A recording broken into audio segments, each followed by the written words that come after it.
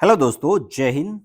तो organic chemistry में जो एमसीक्यू आज हम लाए हैं वो एक चैप्टर का दूसरे चैप्टर से इंटरलिंक है। आप अनुभव भी किए होंगे कि ऑर्गेनिक केमिस्ट्री के एमसीक्यू करना आसान नहीं होता। क्यों? क्योंकि हैलो एल्केन का हैलो एल्केन हैलोरीन का एल्कोहल फिनॉल के चैप्टर से, एल्कोहल फिनॉल का एल्डिहाइड कीटोन से, एल्डिहाइड कीटोन का एमीन से, यानी एक चैप्टर का दूसरे चैप्टर से इंटरलिंक होता है। और इन इसी लिंकिंग की वजह से इसको चैप्टर वाइज कैटेगराइज करना मेरे लिए मुश्किल हो गया। तो मैंने आज केवल 10 क्वेश्चन ऐसे लिए हैं जो सभी चैप्टर से मिला जुला कर रखा हुआ मतलब है, सभी इंटरलिंक क्वेश्चन है। तो आज देखते हैं 10 वो कौन से क्वेश्चन हैं, आप कितने क्वेश्चन का जवाब दे पाने में सक्षम हैं, अभी कैपेबल हैं अभी। तो देखिए और बताइए कितना आप आंसर दे रहे हैं, 10 में से कितने नंबर पा रहे हैं। चलिए पहला question, which of the following rule is applicable in obtaining more stable alkene from dehydrohalogenation of alkyl halides with KOH? Option है Saytzeff rule, Hofmann rule, Popoff's rule और मार्कोनी काप्स रूल। तो ये आप ज़्यादातर स्टूडेंट सैडजेब रूल के बारे में और मार्कोनी काप के रूल के बारे में पढ़े होंगे। ये जो बीच के रूल्स हैं, हाफमैन्स रूल्स और पोप्स रूल, इसके बारे में मैं भी नहीं सुना हूँ। हाँ, ये एक और होता है POPF, ये होता है कीटोन के ऑक्सीडेशन से रिलेटेड, लेकिन ये पोप्स रूल्स मैंने नहीं सुना है। तो तीन तो मैं नहीं एक तो नहीं जानता, तीन के बारे में बताऊंगा, लेकिन पहले मैं इसका आंसर दे दूं। इस क्वेश्चन का आंसर क्या है? इस क्वेश्चन का जो एप्रोप्रिएट आंसर है मेरे हिसाब से वो है सेडजेप रूल। अच्छा, अब ये हाफमैन सेडजेप रूल क्या कहता है कि वो हाइड्रोजन हैलो एल्किल हैलाइड से वो हाइड्रोजन एलिमिनेट होकर डबल बॉन्ड में कन्वर्ट होगा, एल्केल एल्किल हैलाइड एल्कीन में चेंज होगा, जो ज़्यादा ब्रांच्ड कार्बन से हाइड्रोजन निकलेगा, यानी हाईली ब्रांच्ड कार्बन से हाइड्रोजन का एलिमिनेशन होता है। और एक्स निकलता है तो इसको इसीलिए बोलते हैं डी हाइड्रो हैलोजिनेशन। ठीक है, और एक्स यदि Cl है, Br है तो ठीक है, तब ये सैडजेब रूल लगता है। और जैसे ही एक्स एक्स यानी हेलोजन फ्लोरीन हो जाता है, क्या हो जाता है? फ्लोरीन, तब उसके लिए हाफमैन रूल्स लगता है। ठीक है, तब वहाँ हाईली ब्रांच ने देखकर लेस ब्रांच्ड कार्बन से हाइड्रोजन एलिमिनेट करता है। In Saytzeff rule, hydrogen eliminate from highly branch और Hofmann's hydrogen eliminate from less branched carbon से रिलीज होता है, निकलता है। और पोप्स रूल तो कुछ अभी है नहीं। और मार्कोनी काफ रूल क्या होता है? एडिशन से संबंधित है। किससे है? एडिशन रिएक्शन से संबंधित है। तो इस कंडीशन में यदि हाइलोजिनेशन में डिहाइड्रोहाइलोजिनेशन में फ्लोरीन होगा तब पॉप्स रूल फॉलो करता, लेकिन यहाँ पर इसको कैटेगराइज करना चाहिए कि उसमें हाइलोजिनेशन में HBr निकल रहा है कि HCl निकल रहा है कि HF निकल रहा है। ये दोनों के केस में सैडजेब और HF के केस में हाफमैन। तो इसलिए थोड़ा सा कन्फ्यूजन भरा रहेगा आपके लिए। कोई बात नहीं, जो अप्रोप्रिएट लगाइएगा सैडजेब रूल मेरे अकॉर्डिंग। अगला question, which one of the following compounds is most acidic? कौन कौन से एसिड दिया हुआ है? Ortho nitrobenzoic acid, Meta nitrobenzoic acid, para nitrobenzoic acid और बेंजोइक एसिड। तो आप चारों को बारे में तो जानते ही होंगे कि बेंजोइक एसिड क्या होता है। सिर्फ बेंजीन में क्या लग जाए, कार्बोक्सिलिक ग्रुप लग जाए तो ये बेंजोइक एसिड है, चौथा वाला हो गया। और आर्थो मेटा नाइट्रो पैरा मतलब बेंजीन में क्या लग जाए? Nitro group. कहाँ कहाँ लग जाए? यदि 1 पोजीशन पर लग गया कार्बोक्सिलिक ग्रुप के साथ साथ, दूसरे पोजीशन पर लग गया तब आर्थो, तीसरे पर लग गया मेटा और चौथे पर लग गया पैरा। तो क्योंकि मेरे पास जगह नहीं है इसलिए मैं बता रहा हूँ, दूसरे पोजीशन वाला आर्थो होता है और ये मेटा होता है, ये आर्थो मेटा और चौथा वाला पैरा होता है। ठीक है, अब सबसे ज़्यादा एच डी कौन होगा, क्यों होगा? तो पहले आंसर जान लीजिए। आंसर होगा आर्थो वाला मोस्ट एसिडिक होगा इन चारों में। यानी जब ऐसा होगा, कैसा? ये वाला बेंजीन, बेंजीन में C double bond OH benzoic acid, यहाँ पर लगा हुआ है NO2 ग्रुप। ठीक है, तो ये NO2 ग्रुप जब आर्थो पर लगा रहेगा तो ज़्यादा एसिडिक है। किसकी तुलना में? मेटा वाले से और पैरा वाले से। क्यों होगा? क्योंकि जब NO2 ग्रुप ये विड्राइंग ग्रुप है, EWG है। क्या है? EWG, electron withdrawing group. किस तरह से? माइनस आई इफेक्ट और माइनस आर इफेक्ट, दोनों माइनस इफेक्ट शो कर रहा है, और इसकी वजह से ये इन चारों में सबसे ज़्यादा एसिडिक होगा। कारण समझ गए? माइनस आई इफेक्ट और माइनस आर, आर मतलब रेजोनेंस या माइनस एम मेजोमेरिक इफेक्ट। ठीक है, इसी तरह से इसका सेकंड नंबर पर कौन सा हो जाएगा? पैरा वाला, थर्ड नंबर मेटा वाला, और फोर्थ नंबर बेंजोइक एसिड। ठीक है, बात समझ में आया? चलिए, यानी ऑर्डर करना होता, क्रम में सजाना होता तो कैसे लिखते हैं? तो डी सबसे वीक होगा, उसके बाद मेटा वाला बी होता, उसके बाद पैरा वाला सी होता, सबसे ज़्यादा ए होगा। ये हो जाएगा एसिडिक ऑर्डर का बढ़ता क्रम। और ज़्यादा कभी कभी क्वेश्चन इस तरह से भी फॉर्मेट करके आ जाएगा, और नए पैटर्न पर यही क्वेश्चन ऐसा ही देता है। ठीक है, चलिए नेक्स्ट क्वेश्चन है, हिंदी और इंग्लिश दोनों में है, जो आपको समझ में आए जिस भाषा में वो समझ लीजिए। अभी मैं इंग्लिश वर्जन के लिए कर रहा हूँ तो इसलिए इंग्लिश को ले रहा हूँ मैं। When alkyl benzene are nitrated under the same set of conditions, the ortho para ratio is highest in the case. किसमें? एल्किल बेंजीन में नाइट्रेशन कराना है सेम कंडीशन में, चारों में। कौन कौन चार चीज़ है? टॉलुइन है, टर्शियरी ब्यूटिल बेंजीन है, आइसोप्रोपिल बेंजीन है, और एथिल बेंजीन है। तो किसमें आर्थो पैरा रेशियो हाईएस्ट आएगा? तो पहले मैं बता दूं आंसर, फिर बता दूं इसका कंसेप्ट। तो आंसर हो जाएगा टॉलुइन। टॉलुइन का स्ट्रक्चर क्या है? बेंजीन में आप क्या लगा दीजिए? CH3, तो ये हो जाएगा टॉलुइन। ये आर्थो पैरा रेशियो के लिए सबसे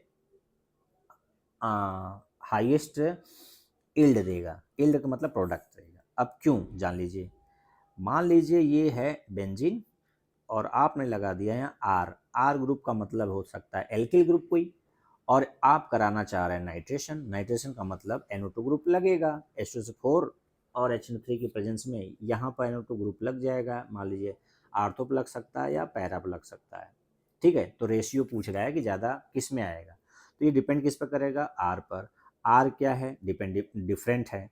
एक बार टालुइन का मतलब जब आर आपका CH3 हो जाएगा तो ये टालुइन कहलाएगा, C2H5 हो जाएगा तो एथिल बेंजीन कहलाएगा, और C3H7 हो जाएगा तो प्रोपिल आइसोप्रोपिल बेंजीन हो जाएगा, और इसमें 4 कार्बन हो जाएगा, H9 हो जाएगा तो ये टर्शियरी ब्यूटिल बेंजीन हो जाएगा।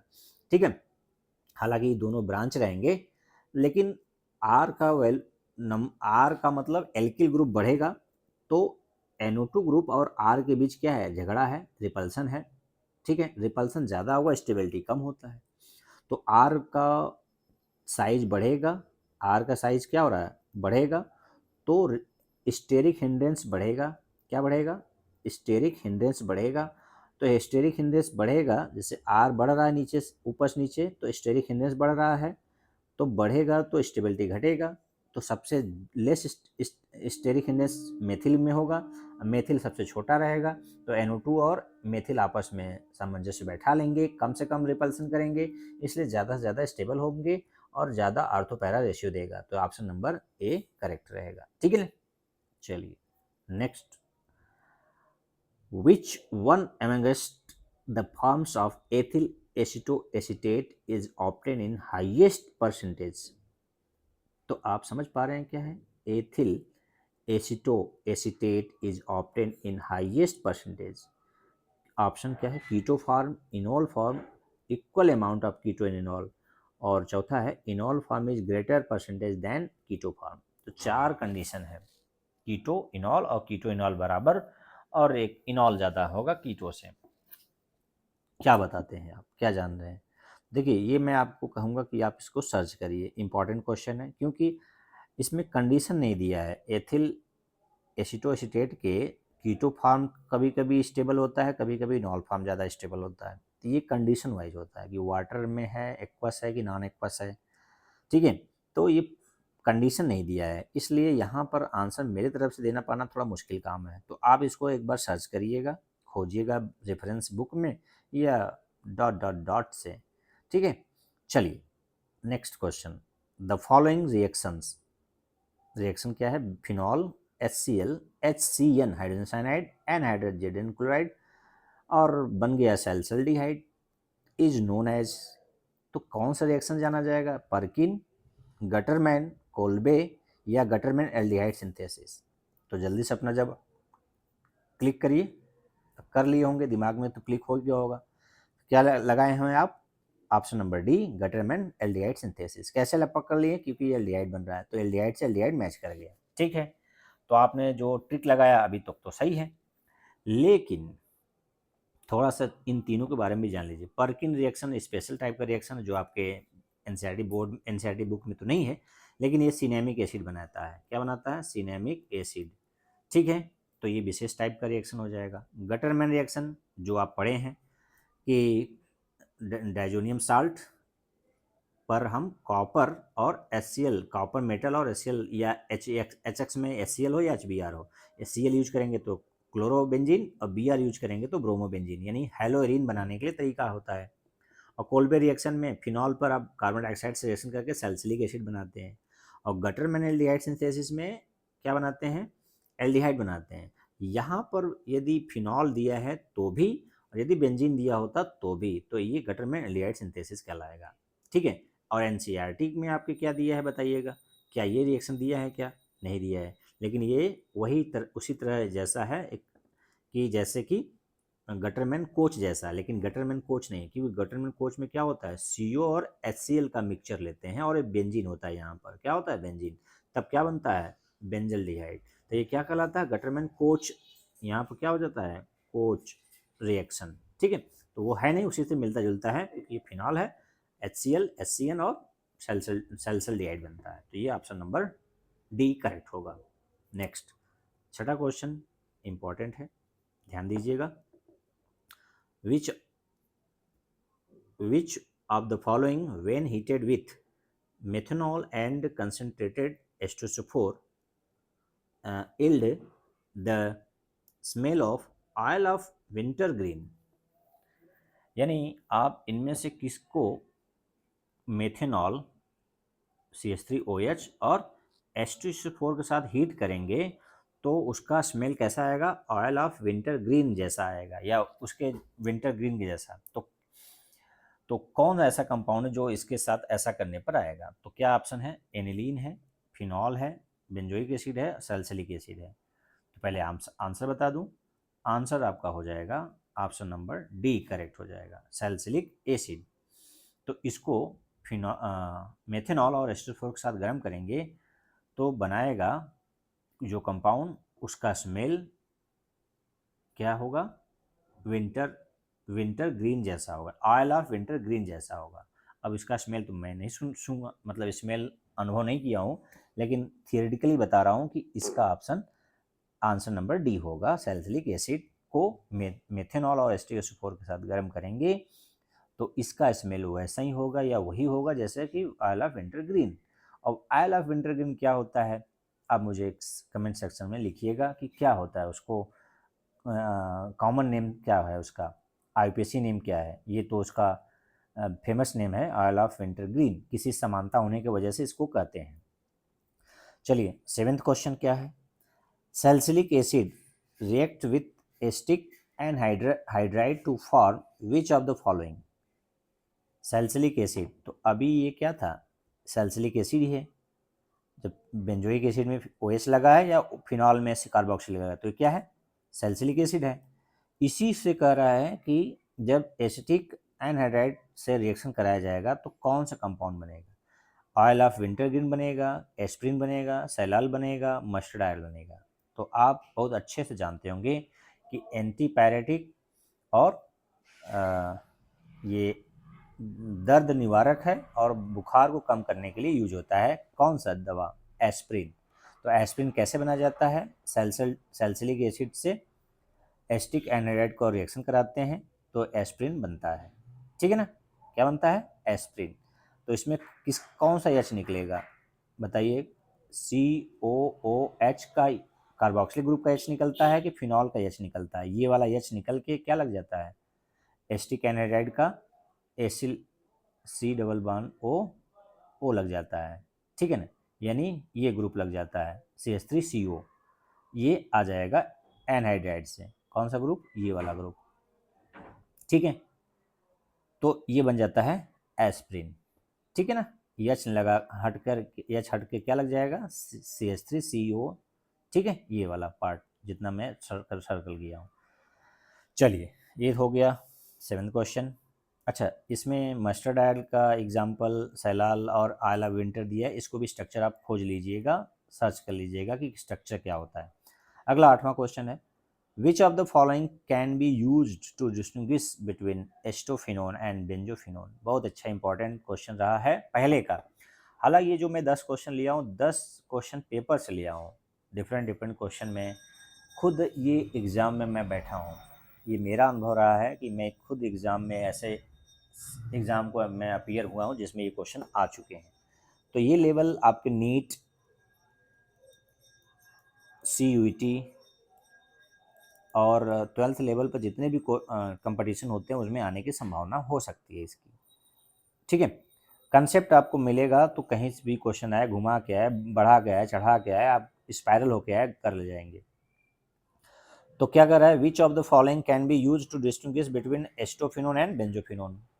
एस्टोफिनोन क्या है, बेंजीन में C डबल बॉन्ड O और CH3, तो ये क्या है एस्टोफिनोन।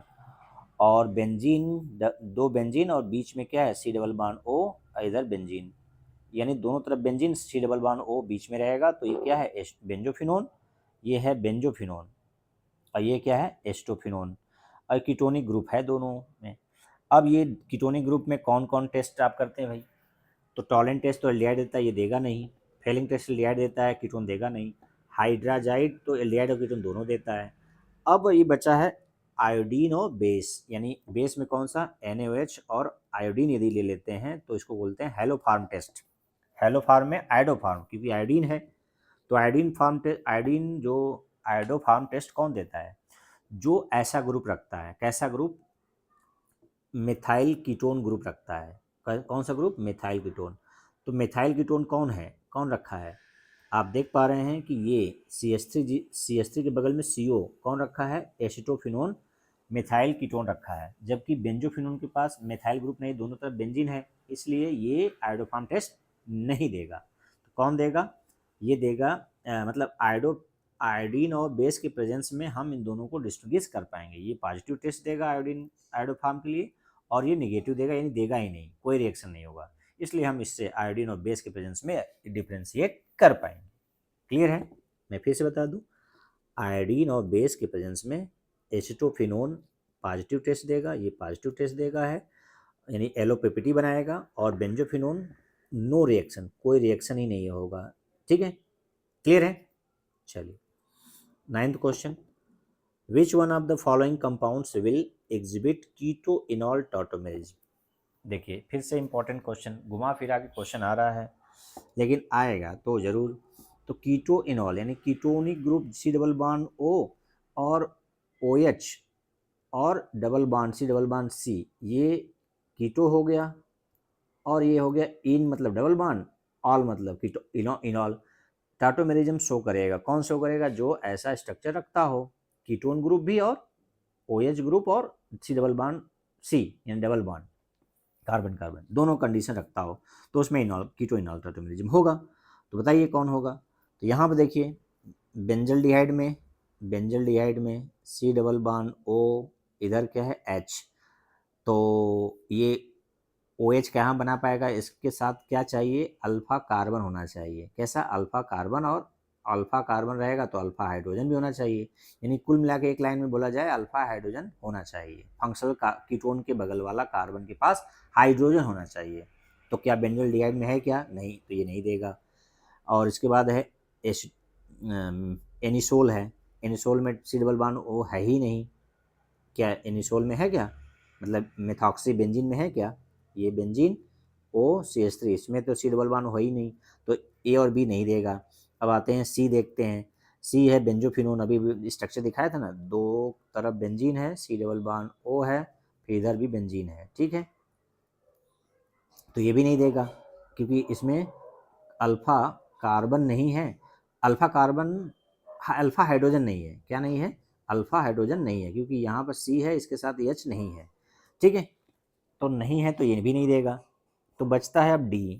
अब D का स्ट्रक्चर देख लेते हैं, D का स्ट्रक्चर देखते हैं।